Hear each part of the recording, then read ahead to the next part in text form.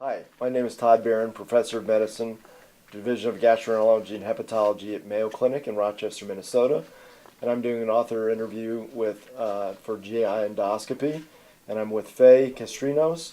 She's going to be discussing with us her article entitled Knowledge of Quality Performance Measures Associated with Endoscopy Among Gastroenterology Trainees and the Impact of a Web-Based Intervention. So, welcome. And thanks for coming and spending time with us today. What led you actually to think about doing this study?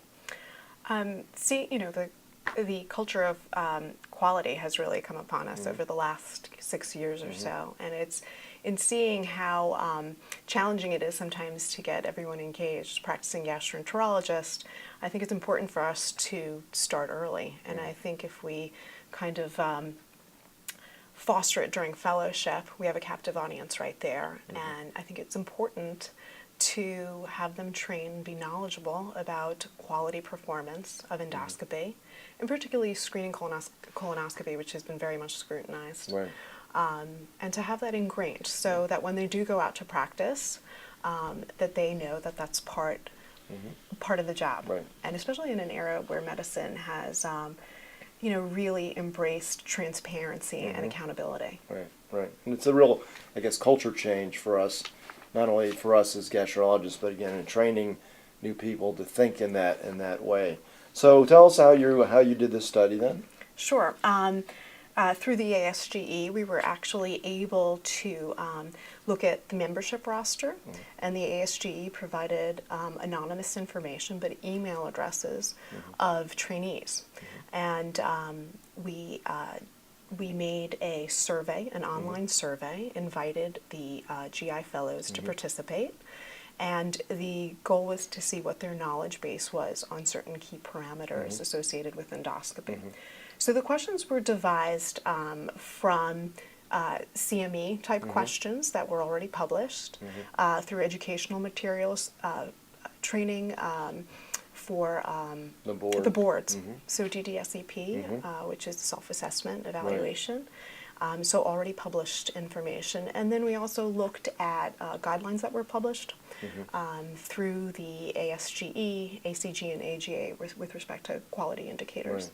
And we took the questions, had a 12-question survey which looked at pre-procedural type questions, procedural, and then post-procedural, such as surveillance recommendations. Right, right. Had 12 questions. We invited the fellows to participate. We informed them that part of the study was to actually use a tutorial, a web-based tutorial, to see what the impact was on knowledge base. Right, So we wanted to see what their baseline knowledge was, sure. but we also wanted to kind of look at how could we intervene to improve it. Right, and would it be effective, right?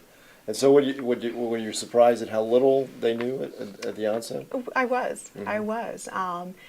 The overall percent correct was around 55%. Right. Yeah, overall. They would have failed if they weren't. Yeah.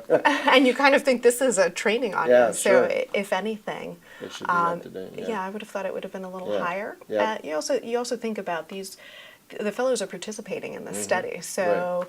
That they would have maybe read up and said, "This is almost Maybe like read a up. quiz." Yeah.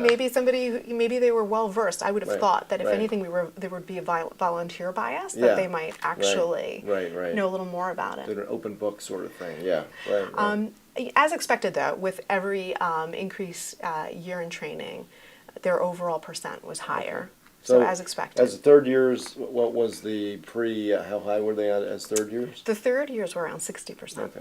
So Still relatively low. Relatively low. First year's around 50, second year's 55, and the third year's around 60. And then what did it go to after the intervention? So we actually the fellows that responded to the second survey went from 55 to about 65 with the web tutorial, and they remained constant in the arm that didn't receive the web tutorial. So it remained around 55 for that group. Okay. What would be interesting also is, do we know what the general gastrointestinal population of people practicing actually know what these are? I'm not so sure. Yeah. That was a good question, actually. Yeah. It did come up in review. It would be interesting to know what that know is. what practicing gastroenterologists, how they would score. We did try to pilot amongst a select few in our division but it was mostly for word content. It wasn't Yeah. so much for, Right. Did you they have the know, knowledge base. of it? Yeah. Yeah, because certainly we all need to know this. So what would you recommend? You've mentioned maybe that this should be integrated now into training programs. Sure. Has that been well received? Have you talked to program directors about how to move forward with this?